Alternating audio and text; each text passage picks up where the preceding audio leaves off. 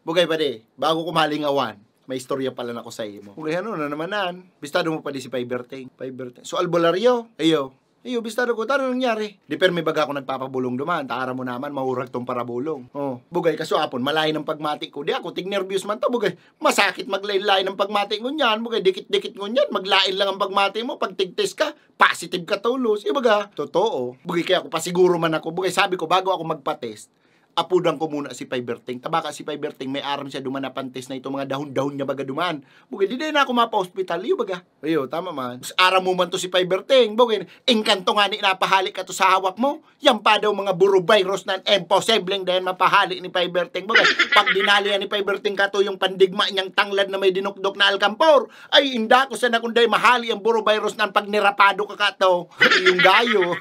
O hilinga, maringani, nag-apo daw kay Paiberting. Tano, may aram pa rin siyang alternative way para maaraman kung positive ka o negative ka. Ayo. Ay, sabihin ko sa mo pa, dinay mo na kay po niya mga surasab na yan, mga rapid-rapid na yan. Ang magayong pati digdiyo, maaraman mo tulos ang result mo, instant. Ay, bugay, maurag ano, anong klase yan? Bugay, nidang inaapod ni Paiberting na Dokle test. Dokle test? Ayun pa, di madali unlang, basic na basic. Kung ano ka pinag-ibos ako ni Paiberting, oh. Sabi ni Paiberting, ilaog ko lang daang muro ko sa lubot ko. Siguro mga araw kayo, no? Ilaog mong araw kayo, no?